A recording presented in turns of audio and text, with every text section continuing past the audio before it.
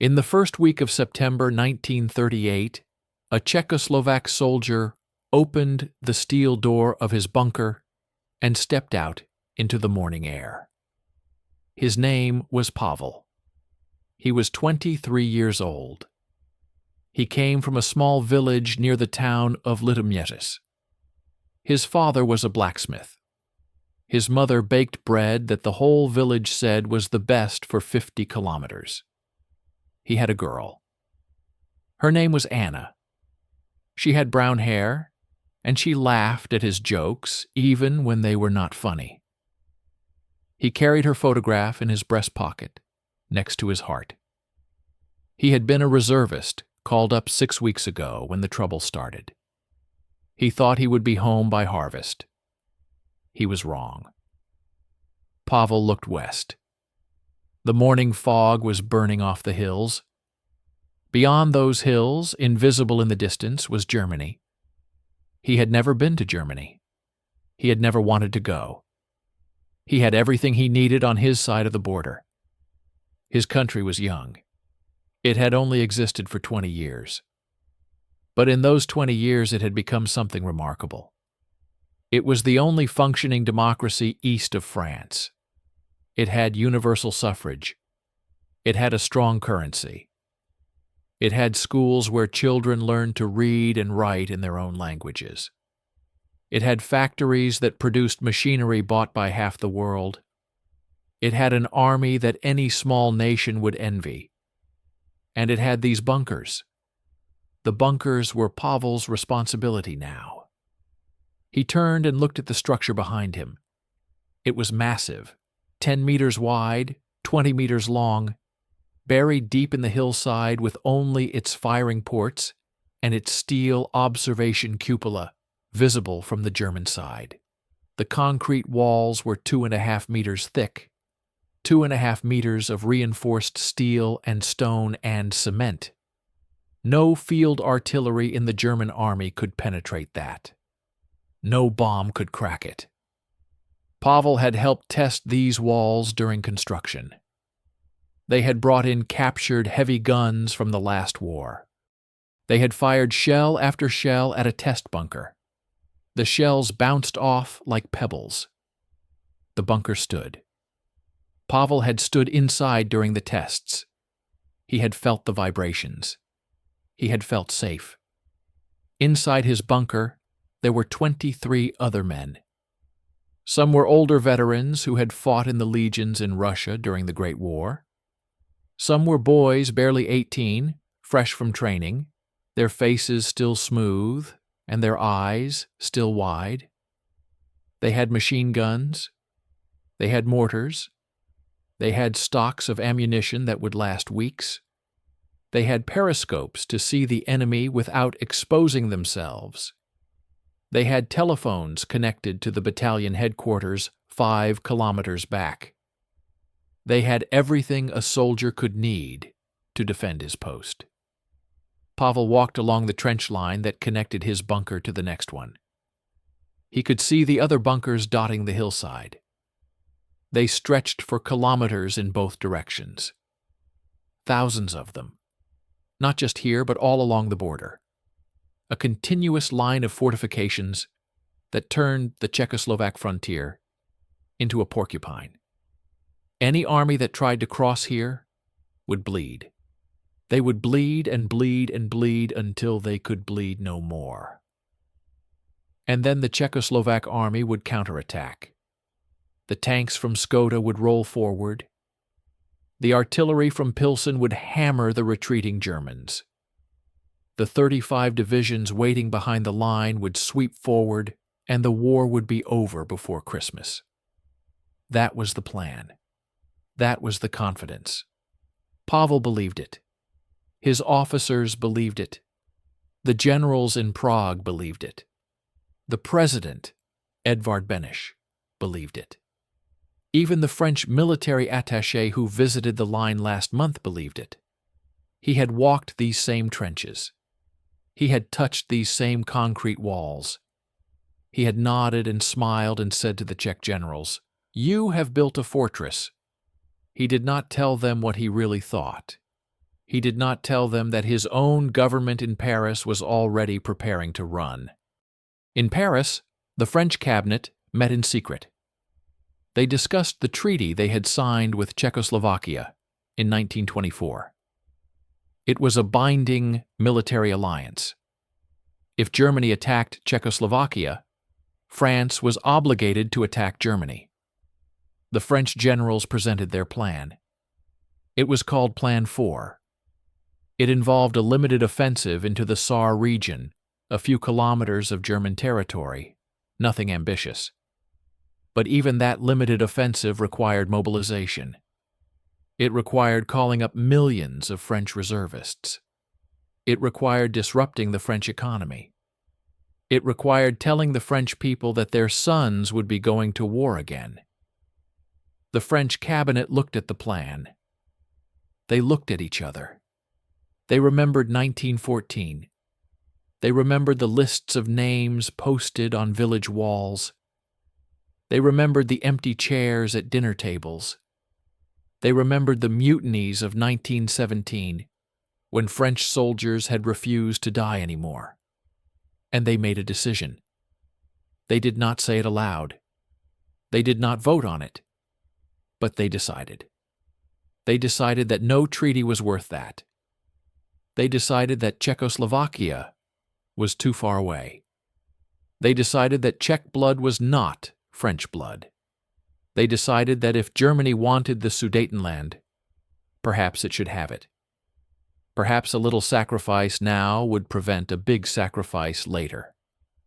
In London, Neville Chamberlain sat in his study at number 10 Downing Street.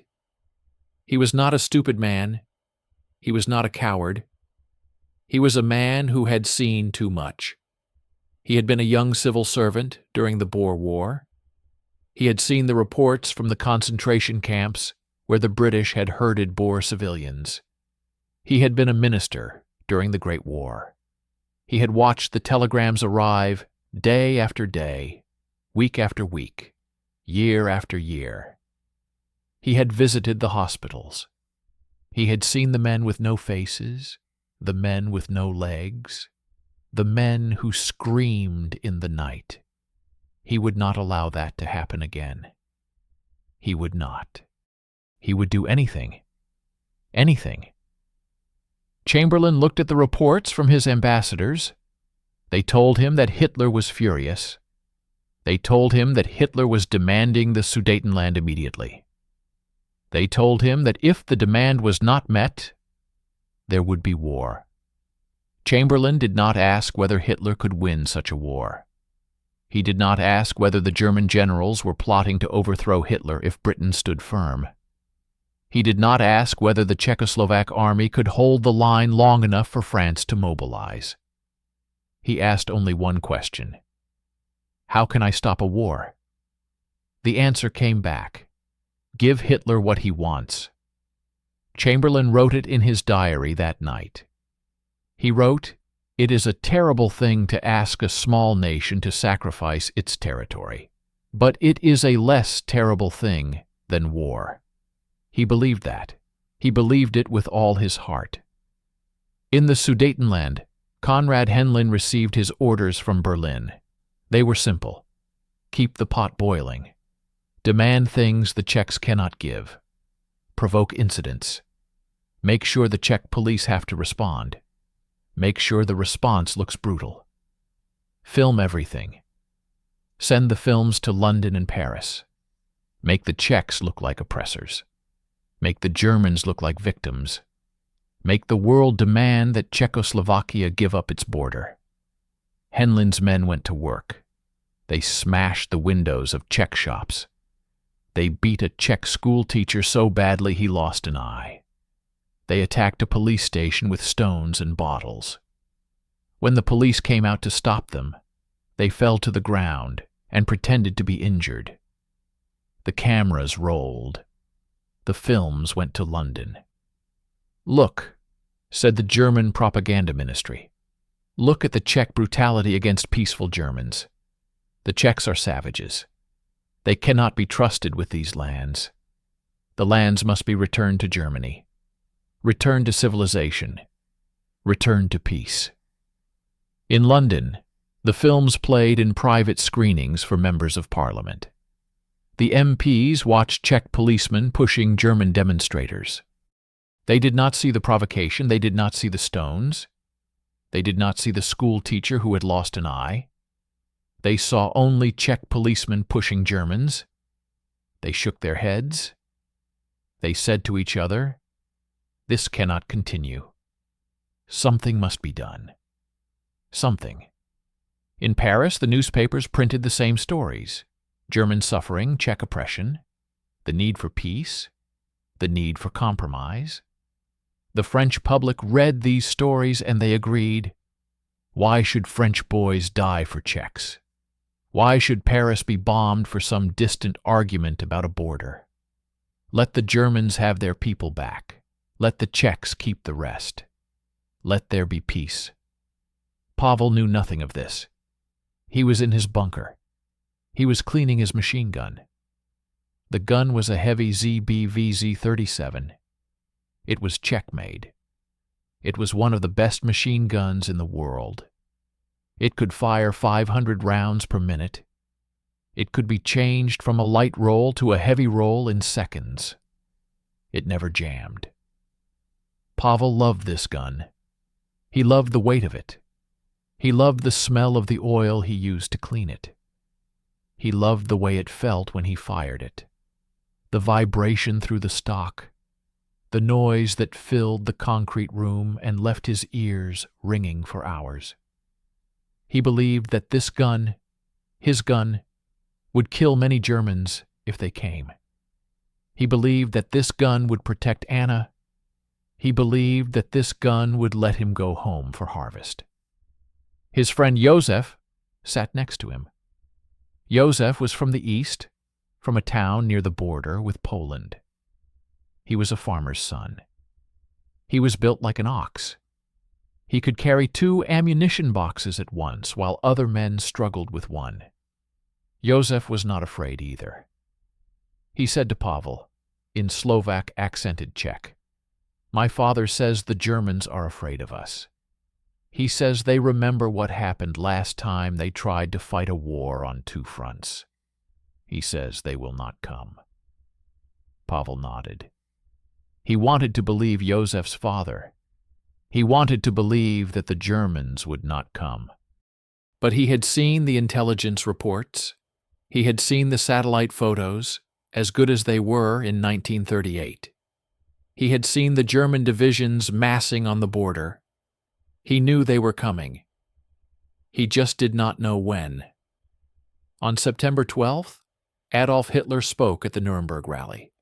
The stadium was packed with 100,000 people. Torches burned. Flags waved. The cameras captured everything. Hitler stood at the podium.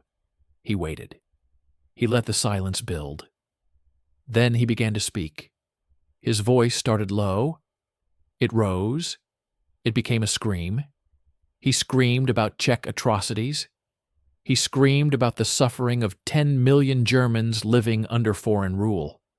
He screamed that Germany would not tolerate this any longer.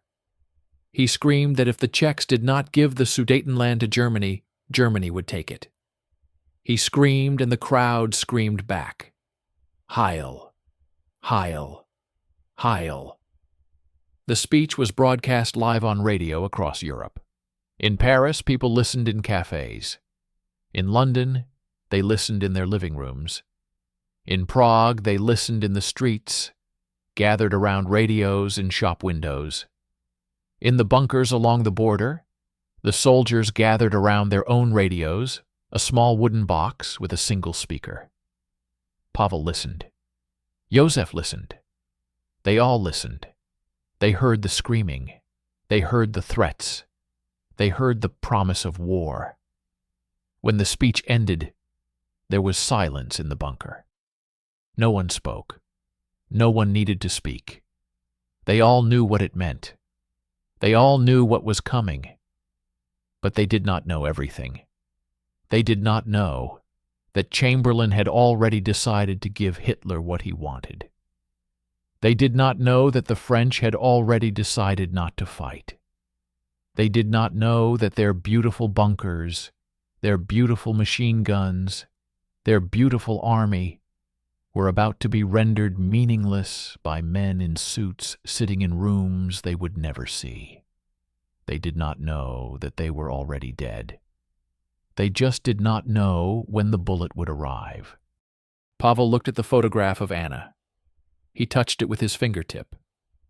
He put it back in his pocket. He picked up his machine gun. He walked to the firing port and looked out at the hills to the west. The fog was gone now. He could see clearly. He could see the trees. He could see the road. He could see the border markers in the distance.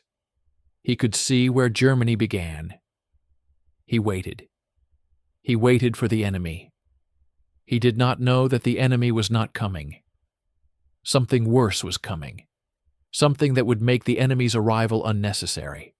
Something that would make his bunker a gift, not a fortress. He waited. The wind blew. The sun rose higher. Another day on the line. Another day of waiting. Another day of not knowing that the war he was preparing to fight would never happen. Another day of not knowing that the real war, the one that would come later, would be far worse because of what was about to happen to him and his country and his beautiful concrete bunkers that could stop any bullet except the one fired from a pen. In the second week of September 1938, a man sat in a vast room in Berlin and waited for news. His name was Adolf Hitler. He was 49 years old. He was the most powerful man in Germany. He was also the most anxious man in Germany. He sat at his desk in the new Reich Chancellery, a building designed to overwhelm visitors with its size and grandeur. The room was too big for one man. The ceilings were too high. The desk was too massive. Hitler looked small in this room. He felt small in this room. He hated feeling small. On the desk in front of him were reports from his generals. They were not good reports. They were reports that made his stomach turn. The generals were telling him that the German army was not ready for war. They were telling him that the Czechoslovak fortifications were too strong. They were telling him that if France honored its treaty and attacked from the west while the German army was bogged down in Czechoslovakia, Germany would lose. They were telling him that the war he wanted might destroy him. Hitler read these reports, and he did not believe them. He never believed his generals. He thought they were cowards.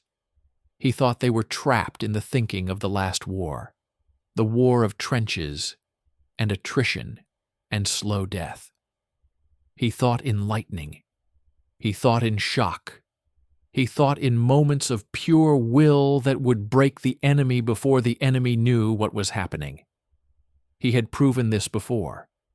He had marched into the Rhineland when his generals said it would bring war with France. It had not. He had marched into Austria when his generals said it would bring war with Italy. It had not. He had taken what he wanted, and the world had done nothing. The world had done nothing. He believed the world would do nothing again. But the reports kept coming. They came from the Abwehr, the military intelligence service. They came from the Foreign Office. They came from his own ambassadors. They all said the same thing. The Czechoslovak army is strong. The fortifications are formidable. The French have a treaty. The British are rearming. If you push too hard, if you push now, there will be a war, and Germany may not survive it. Hitler read these reports, and he threw them in the trash. He called his generals cowards to their faces. He screamed at them. He told them they did not understand. He told them that the Western powers were degenerate. He told them that the French would never fight. He told them that the British were too busy with their empire to care about a small country in Central Europe. He told them that the Czechs would collapse at the first sign of pressure. He told them that his will was stronger than their fear. He told them that he would have his war. But deep inside, in the place where he did not let anyone see, Hitler was not so sure. He had moments of doubt. They came at night, when the vast room was empty and the lights were low and there was no one to scream at. He thought about the last war. He had been a soldier in that war. He had been in the trenches. He had been gassed. He had seen his comrades die. He had spent years in the mud and the blood and the horror. He did not want to go back to that. He did not want Germany to go back to that. But he wanted his victories. He wanted his revenge. He wanted the world to know that Germany was strong again, and that Adolf Hitler was the man who made it strong. In the corridors of the War Ministry, the atmosphere was different. Here, men moved quietly. They spoke in low voices. They did not scream. They calculated.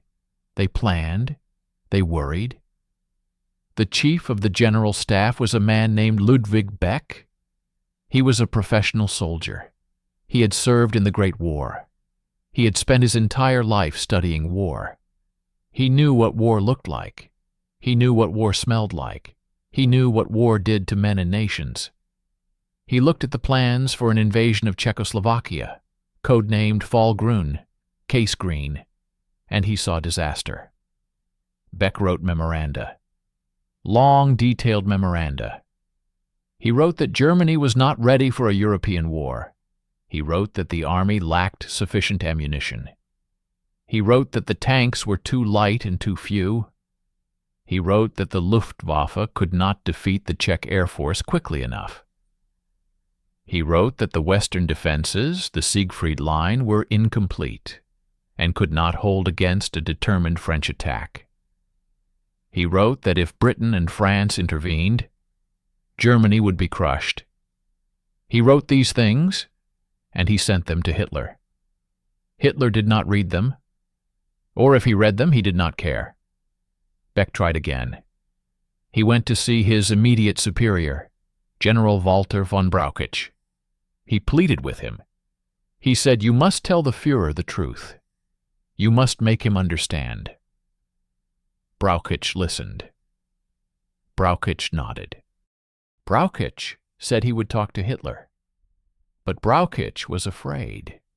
He was afraid of losing his position. He was afraid of losing his honor. He was afraid of the man with the screaming voice and the cold eyes. He did nothing. In mid-September, Beck made a final attempt. He called a meeting of senior generals. He told them the truth. He told them that Hitler was leading Germany into a war it could not win. He told them that they had a duty to stop him. He told them that if they acted together, if they arrested Hitler and established a new government, they could save Germany from destruction. The generals listened. Some of them agreed. Some of them nodded. Some of them said, yes, something must be done. But when Beck asked them to commit, when he asked them to sign their names to a plan, they hesitated. They said, not yet. They said, let us wait and see. They said, perhaps the Western powers will stop him without our help. They said, perhaps it will not come to war. They said, perhaps. Beck left the meeting in despair. He knew what perhaps meant. Perhaps meant nothing. Perhaps meant that the generals would do nothing until it was too late. Perhaps meant that they would wait for someone else to take the risk. Perhaps meant that Hitler would get his war and Germany would get its destruction, and the men who could have stopped it would spend the rest of their lives saying they had no choice. In a villa on the outskirts of Berlin, another group of men met in secret.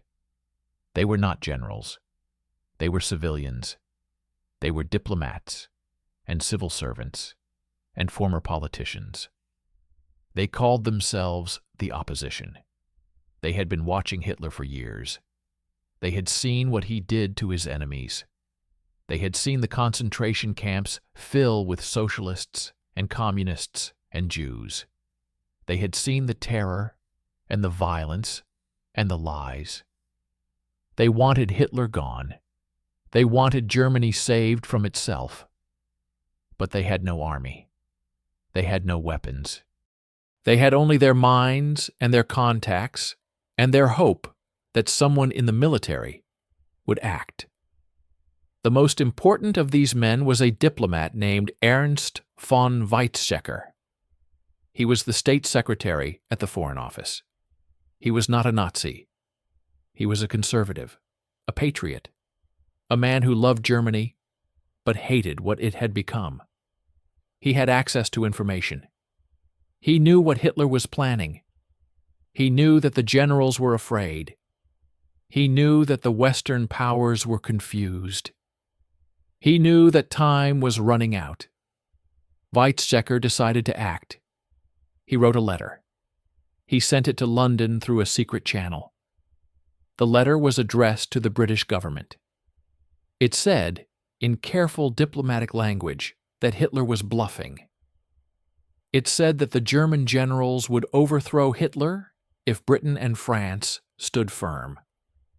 It said that a firm public statement, a clear warning that Britain and France would fight for Czechoslovakia, would be enough to break Hitler's nerve and save the peace. It said that the fate of Europe depended on Britain doing the right thing. The letter arrived in London. It was read by officials in the Foreign Office. They discussed it. They considered it. They wondered if it was genuine or if it was a German trick. They wondered if the men who wrote it could be trusted. They wondered if the generals really would act. They wondered, and they wondered, and they did nothing. They did not tell Chamberlain. Or if they told him, he did not listen. He was already planning his trip to Germany. He was already preparing to give Hitler what he wanted. He was already convinced that the only way to stop a war was to surrender before it started. In Berlin, Hitler waited. He waited for Chamberlain's response. He waited to see if the British would fight or fold. He was nervous. He was irritable. He snapped at his aides. He paced the vast room. He looked at the map of Czechoslovakia on his wall and imagined his armies rolling through those hills. He imagined the Czech fortifications falling. He imagined the glory and the triumph.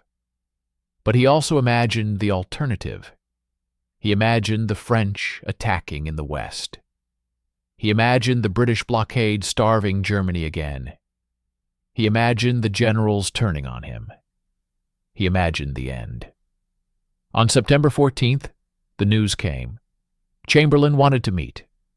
Chamberlain was coming to Germany. Chamberlain was coming to beg for peace. Hitler read the message, and he smiled. He knew then that he had won. If the British Prime Minister was coming to him, if the leader of the greatest empire on earth was traveling to meet him like a supplicant, then the British were not going to fight. They were going to fold. They were going to give him what he wanted. They were going to hand him Czechoslovakia on a plate. Hitler summoned his adjutant. He gave instructions. He would meet Chamberlain at Berchtesgaden, his mountain retreat. He would be gracious. He would be reasonable. He would make demands that sounded almost fair. He would let Chamberlain convince himself that he had achieved something. And then, when the time was right, he would take everything. The generals heard the news. Some of them were relieved. Perhaps there would be no war after all. Perhaps Hitler was right, and the Western powers were degenerate, and Czechoslovakia would fall without a fight. Perhaps they had been wrong to worry. perhaps. But others were not relieved. They saw what was happening. They saw that Chamberlain's trip would remove the last obstacle to war. They saw that Hitler would interpret this visit as weakness. They saw that the chance to stop him, the chance that depended on Britain standing firm, was slipping away. They saw that there, perhaps, had become never. In the War Ministry, Beck sat alone in his office. He looked at the memoranda he had written. He looked at the warnings he had given. He looked at the plans he had made to arrest Hitler and save Germany. He looked at the signatures he had not collected. He looked at the courage he had not found. He knew then that it was over. He knew that Hitler would have his war. He knew that Germany would be destroyed. He knew that he had failed. He wrote one final memorandum. He wrote that he could no longer serve. He wrote that he was resigning as Chief of the General Staff. He wrote that history would judge them all. He signed his name. He put the memorandum in an envelope. He sent it to Brauchitsch. He waited for a response that never came. In the mountains near Berchtesgaden, Chamberlain's plane descended through the clouds. Below him, the peaks of the Alps rose sharp and white. He looked out the window and he thought about peace. He thought about the telegram boys and the lists of the dead. He thought about his sister and his letters to her. He thought about the old men in London who remembered the last war and prayed they would not see another. He did not think about the soldiers in the bunkers. He did not think about Pavel and Joseph and Anna. He did not think about the fortifications that could stop any bullet except the one fired from a pen. He thought only about peace, his peace, the peace he would bring, the peace that would cost him nothing because it would cost someone else everything. In the bunker on the border, Pavel stood at his firing port and looked west. The sun was setting. The hills were turning gold. He did not know that a British plane was flying over Germany. He did not know that his fate was being decided in a mountain retreat he had never seen. He did not know that the man who wanted to destroy his country was about to meet the man who would let him. He only knew that the waiting was almost over. Something was coming. He could feel it in the air. He could feel it in the silence. He could feel it in the way the birds had stopped singing. He touched the photograph in his pocket. He thought about Anna. He thought about his mother's bread. He thought about the harvest he would not see. He did not know that yet. But he would learn. They would all learn. The lesson was coming. And it was going to be taught by men in suits who had never held a gun and never would. On September 15th, 1938, Neville Chamberlain stepped off an airplane in Munich and boarded a train for Berchtesgaden. He was 70 years old. He had never flown before this week. He had never needed to. The British Empire stretched across the globe, and its Prime Minister did not travel to foreign leaders. Foreign leaders traveled to him, but this was different. This was an emergency. This was peace. This was worth any humiliation. The train carried Chamberlain through the German countryside. He looked out the window. He saw fields and farms and villages. He saw ordinary people going about their ordinary lives. He saw children waving at the train. He waved back. He thought, these people do not want war either. These people want what I want. Peace, prosperity, quiet lives. He did not see the swastikas on the flags hanging from the buildings. He did not see the soldiers on the platforms. He did not see the concentration camps hidden in the forests. He saw only what he wanted to see. At Berchtesgaden, the train stopped. Chamberlain was transferred to a car. The car drove up into the mountains. The road twisted and turned. The air grew thin and cold. The car stopped at a chalet high in the Alps. This was Hitler's retreat. This was where the fate of Europe would be decided. Hitler met Chamberlain at the door. He was polite. He was almost charming. He shook Chamberlain's hand. He invited him inside. They sat in a room with a large window overlooking the mountains. The view was spectacular. Hitler used this room for important visitors. The view was meant to overwhelm them. It was meant to remind them that they were small and the mountains were large, and Hitler was the master of both. Chamberlain was not overwhelmed. He was too old for that. He was too British for that. He sat in his suit, with his umbrella and his stiff collar, and he looked at Hitler with the calm expression of a man who had seen too much to be impressed by scenery. He said, "I have come to discuss the peaceful resolution of the Sudetenland question." Hitler began to speak. His voice was low at first. He talked about the suffering of the German people in Czechoslovakia. He talked about the atrocities committed by the Czechs. He talked about the 10 million Germans who longed to return to the Reich. He talked about his duty as their leader. He talked about his patience, his long-suffering patience, and how it was now exhausted. His voice rose. His face reddened. He spoke faster. He spoke louder. He spoke about war. He spoke about blood. He spoke about destiny. Chamberlain listened. He did not interrupt. He let Hitler speak. He let the anger wash over him. He waited. When Hitler finally stopped, Chamberlain said calmly, "If the Führer is determined to go to war, there is no point in my being here."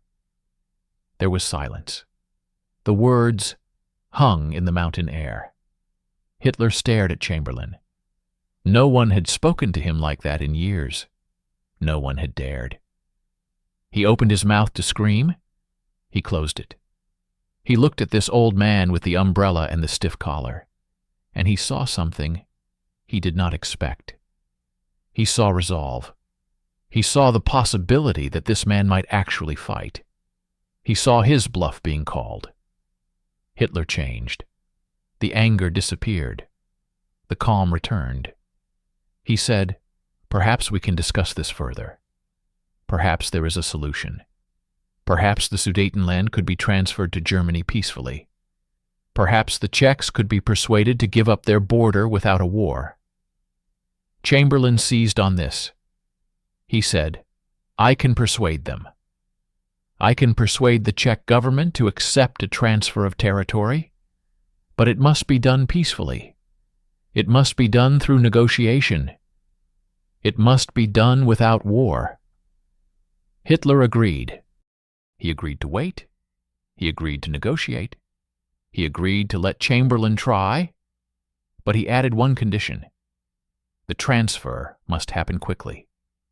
The suffering of the German people could not continue. He wanted the Sudetenland by October 1st. That was his deadline. That was his promise. That was his threat. Chamberlain left Berchtesgaden feeling hopeful. He believed he had achieved something. He believed he had stopped a war. He returned to London. He went straight to the cabinet. He told them what had happened. He told them that Hitler was reasonable. He told them that Hitler wanted peace. He told them that the only obstacle was the Czechs and their stubborn refusal to give up their land. The cabinet discussed it. Some ministers were uneasy. They said, "This is surrender." They said, "We are betraying an ally."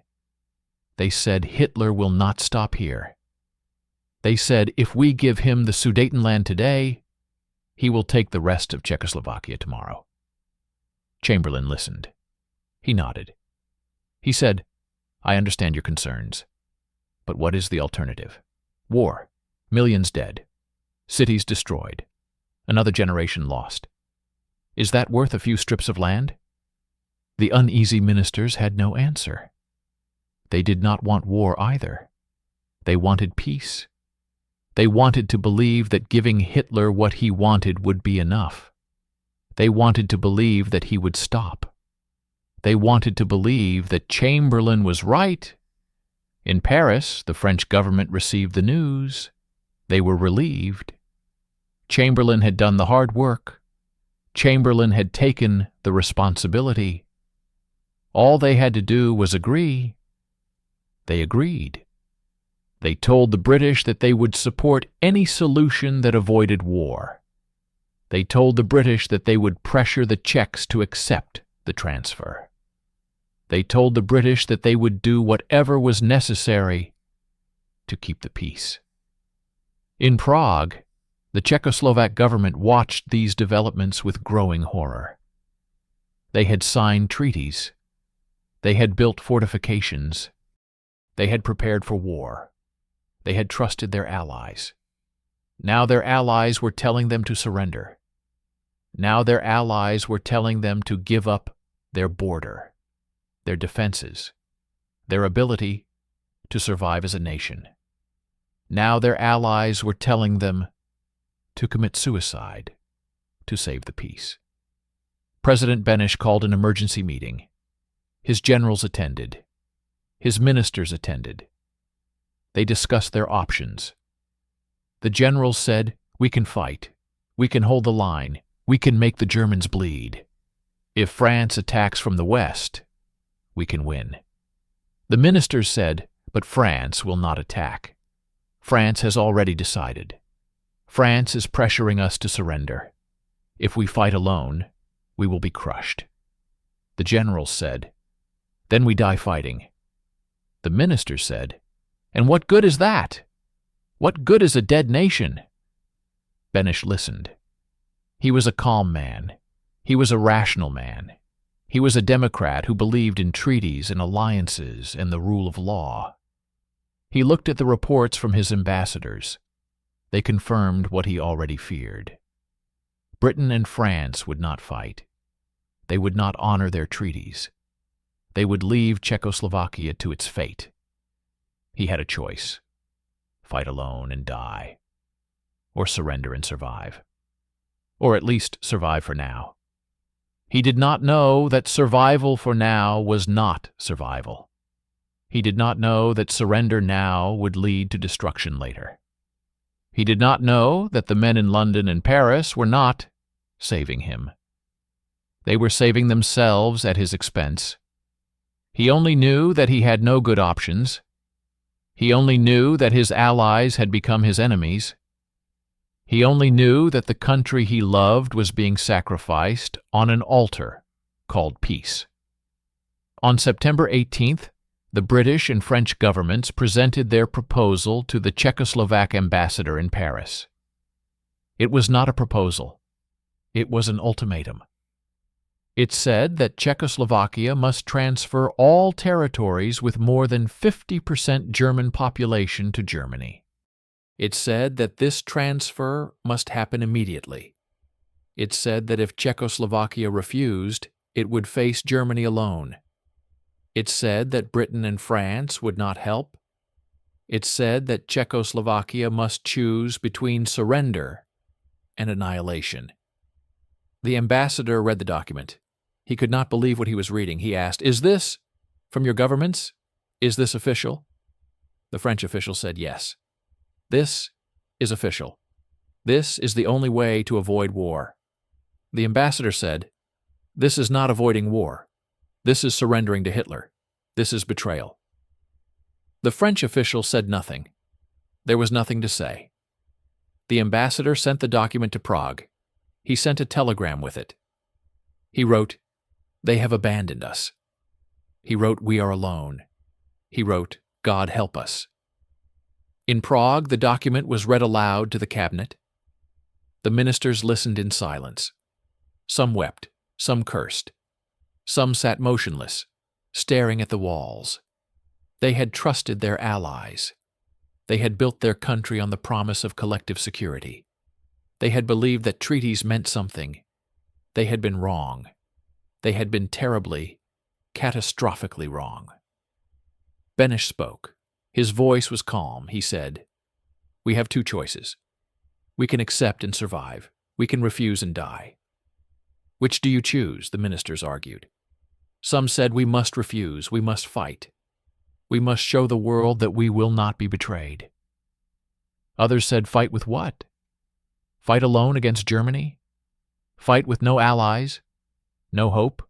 No future? That is not courage. That is suicide." The debate went on for hours. There was no right answer. There was only a choice between bad and worse, between surrender and destruction, between living as a defeated nation or dying as a defiant one. In London, Chamberlain waited. He waited for the Czech response. He was confident. He was sure the Czechs would see reason. He was sure they would accept. He was sure that peace would be saved. He wrote to his sister. He wrote, "How horrible, fantastic, incredible it is that we should be digging trenches and trying on gas masks here because of a quarrel in a faraway country between people of whom we know nothing." He wrote that, and he believed it. He believed that Czechoslovakia was far away. He believed that its people were unknown. He believed that its fate did not matter. He believed that peace was everything and that anything was worth peace. Anything. In the bunker on the border, Pavel did not know about the ultimatum. He did not know about Chamberlain and Hitler and the mountain retreat. He only knew that something was wrong. The atmosphere had changed. The officers were tense. The men were quiet. No one joked anymore. No one talked about going home for harvest. They sat in their bunkers and they waited and they wondered. Pavel took out Anna's photograph. He looked at her face. He touched her smile. He thought about the life they would have together. He thought about the children they would raise. He thought about the old age they would share. He did not know that the men in London and Paris had already decided that his life did not matter. He did not know that his future was being traded for a piece of paper. He did not know that Anna's children would never be born. He put the photograph back in his pocket. He picked up his machine gun. He walked to the firing port. He looked west. The hills were quiet. The birds were silent. The waiting continued. But it would not continue for much longer. Something was coming. Something was always coming. And this time, it was not the Germans. It was worse. It was the men who called themselves friends. On September 29th, 1938, 4 men sat down in a building in Munich to decide the fate of 10 million people. The building was called the Führerbau.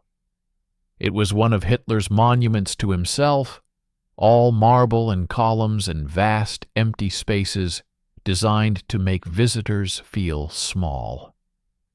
It worked. The men who gathered there that day were the most powerful leaders in Europe, and they felt small, or at least some of them did. The 4 men were Hitler, Chamberlain, Mussolini, and Daladier. Hitler was the host. He was confident. He was relaxed. He knew he had already won. Mussolini was the mediator. He was there to make the proceedings look legitimate. He proposed the terms, but the terms had been written in Berlin. Daladier was the French Prime Minister. He was a short man with a thick mustache and tired eyes. He had come to Munich knowing what would happen. He had come to Munich knowing that he would sign away an ally. He had come to Munich knowing that history would not be kind. He came anyway. Chamberlain was the oldest. He was also the most hopeful. He believed that this conference would save the peace. He believed that the document he would sign would prevent another war. He believed that Hitler was a man he could do business with. He believed because he had to believe. The alternative was too terrible to contemplate. The Czechoslovak representatives were not in the room. They were in the city. They had been summoned to Munich in case they were needed. They waited in a hotel. They waited for news. They waited for someone to tell them what was happening to their country. No one came. No one told them anything. They were the reason for the conference. They were the subject of the discussion. And they were not allowed to participate. They were not even allowed to observe. They waited and they waited and they waited. The conference began in the late afternoon. The four men sat around a large table. Translators hovered nearby. Staff members brought coffee and documents. The atmosphere was cordial. It was almost friendly. These were civilized men discussing a difficult problem. They would find a civilized solution. Hitler spoke first. He repeated his demands. The Sudetenland must be transferred to Germany. The transfer must happen immediately. The Czechs must accept or face the consequences. He spoke calmly. He did not scream. He did not need to scream. He had already won. Mussolini spoke next. He read a document. It was called the Italian Proposal. It was not Italian. It had been drafted in Berlin. But it sounded reasonable. It sounded like a compromise. It proposed that the transfer happen in stages. It proposed that an international commission oversee the process. It proposed that the Czechs be given until October 10th to complete the evacuation. It sounded fair. It was not fair. It was surrender dressed up as diplomacy. Chamberlain listened. He nodded. He said, "This seems reasonable. This seems like a basis for agreement." He did not ask about the Czech fortifications. He did not ask about the Czech army. He did not ask about the Czech factories that would now belong to Germany. He did not ask about the Czech people who would now live under Nazi rule. He asked only about the timetable. He asked only about the details. He asked only about the mechanics of surrender. Daladier listened. He said nothing. He had come to Munich to sign. He would sign. He would return to Paris and tell the French people that he had saved the peace. He would not tell them that he had destroyed an ally. He would not tell them that he had made war inevitable. He would not tell them that he had condemned millions to death. He would tell them only that there would be no war. Not now. Not yet. Later. Later would be someone else's problem. The discussions continued into the night. There were arguments about details. There were arguments about maps. There were arguments about deadlines. But there were no arguments about the fundamental question. No one asked whether Czechoslovakia should be sacrificed. That was already decided. That was the purpose of the conference. That was the peace that Chamberlain had come to save. At one point, a map was produced. It showed the Sudetenland. It showed the areas to be transferred. The lines on the map did not follow the ethnic boundaries that Hitler had demanded. They followed military boundaries. They followed the lines of the fortifications. They gave Hitler not just the German-speaking areas. They gave him the Czech defenses. They gave him the mountains that protected Prague. They gave him the bunkers that Pavel and his comrades had built. They gave him everything. Chamberlain looked at the map. He did not object. He did not understand what he was seeing. He saw lines on paper. He did not see the soldiers who would die because those lines were drawn where they were drawn. He did not see the families who would flee. He did not see the country that would be left defenseless. He saw only a solution. He saw only peace. In their hotel, the Czechoslovak representatives waited. They had no information. They had no access. They had no influence. They sent messages to the conference. They asked to be heard. They received no reply. They asked to present their views. They received no reply. They asked for anything, any sign that their existence was acknowledged. They received nothing. They were ghosts. They were already erased. One of them, a diplomat named Wojtek Mastny, sat by the window and watched the street below. He saw people walking. He saw trams passing. He saw ordinary life continuing as if nothing had happened. He wanted to scream at them. He wanted to tell them that his country was being murdered. He wanted to tell them that the world was ending. But he said nothing. He sat by the window, and he watched, and he waited for news that would destroy him.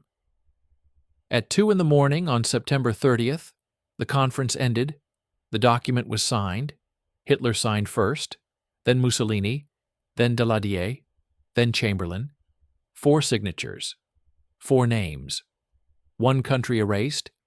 The document was called the Munich Agreement. It had 8 points. It said that Czechoslovakia must begin evacuating the Sudetenland on October 1st.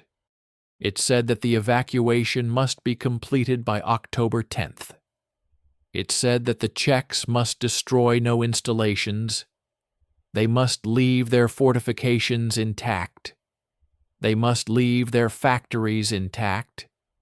They must leave everything for the Germans to take. It said that an international commission would determine the final boundaries.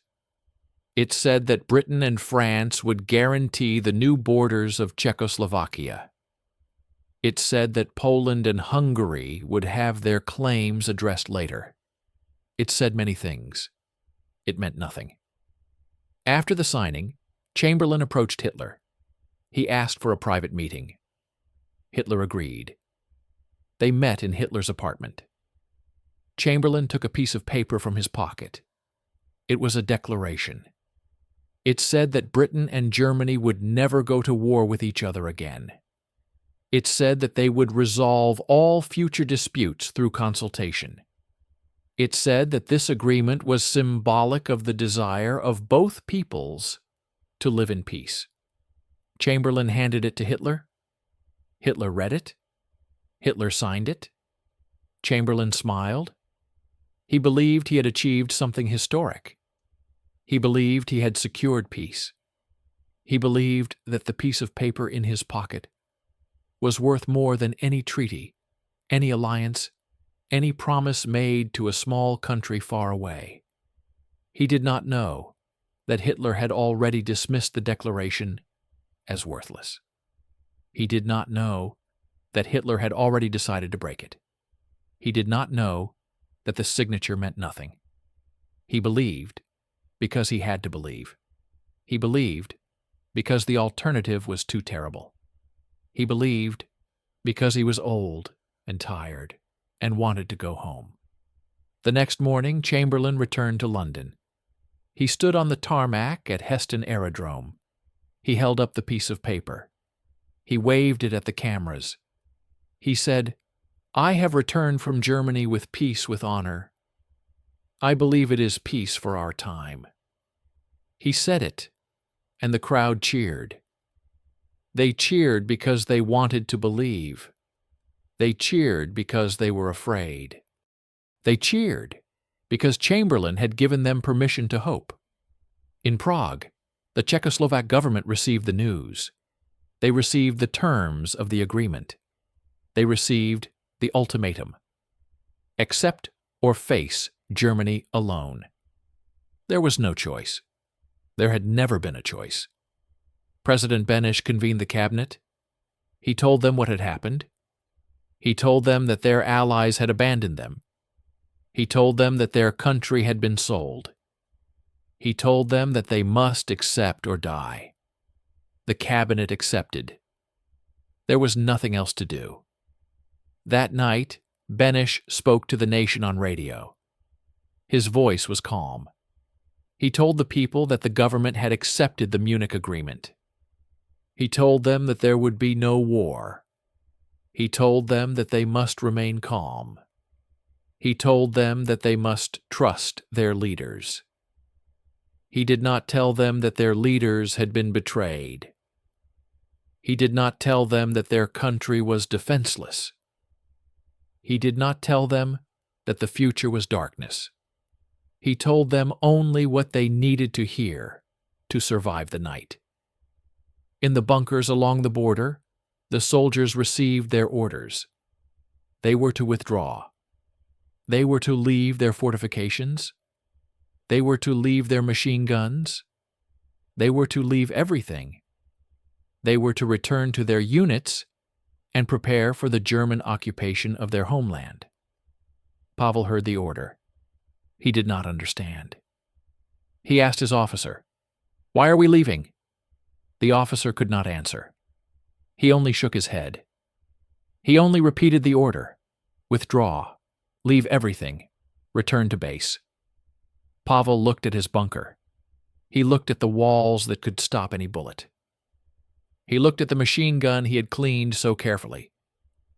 He looked at the firing port where he had stood for weeks, watching the west, waiting for an enemy that had never come.